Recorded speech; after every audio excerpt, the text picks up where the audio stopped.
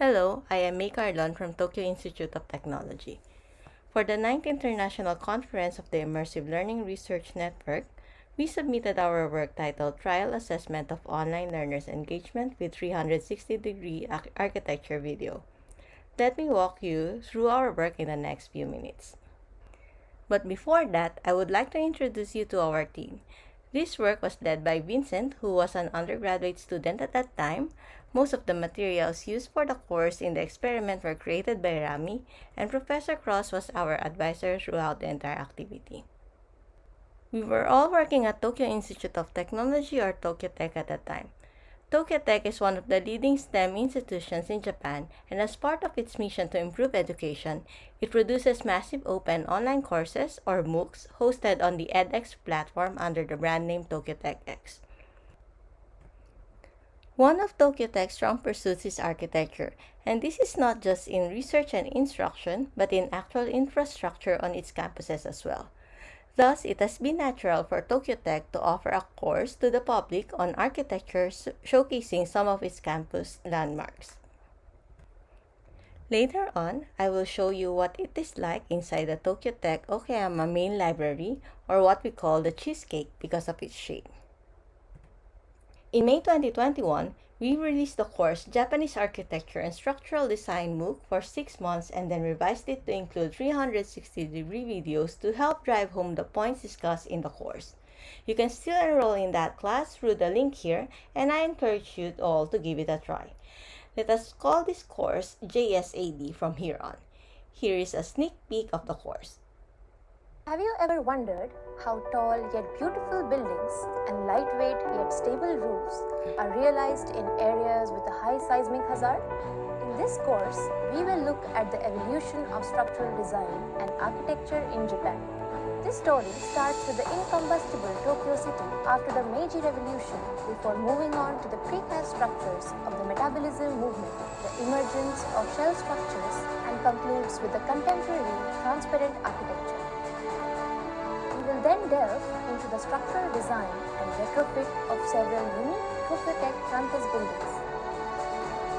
We will learn how these structures were made earthquake resilient using technologies like the buckling restraint braces, locking frames, and seismic isolation, while incorporating sustainability and aesthetic considerations using concepts like the integrated facade engineering and brick skin structures.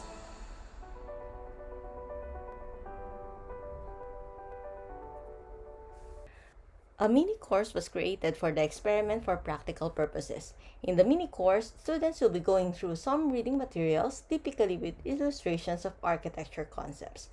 Then they will be shown a video where the architectural concept is exemplified. Finally, the students will be answering a short quiz related to the lesson. As I mentioned earlier, JSAD was released for one round first, and then a revision was made. During the revision process, feedback from learners in the first release were taken into consideration during the brainstorming for the second release. This is part of the Plan, Do, Check, Act, or PDCA cycle we employ on our courses to make them better. To learn more about our PDCA process for building online courses, please check out our book chapter in this URL. We added volumetric 360-degree videos in the second release of JSAD.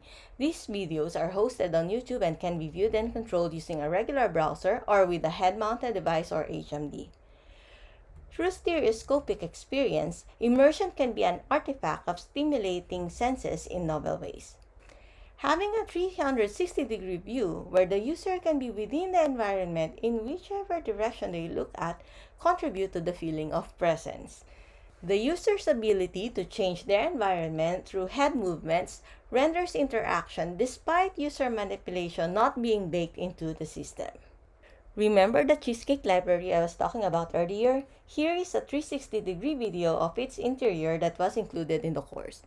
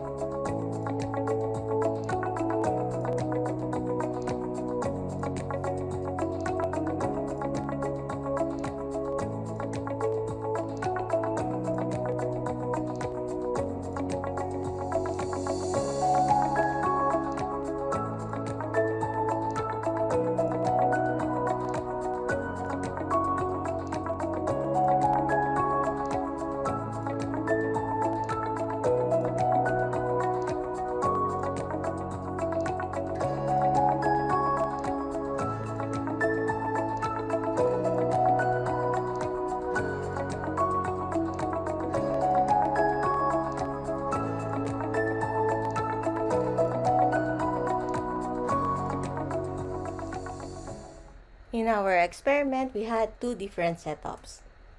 One is where the participant is taking the entire mini course on a web browser, and one is where the participant is wearing an HMD when going through the 360-degree videos.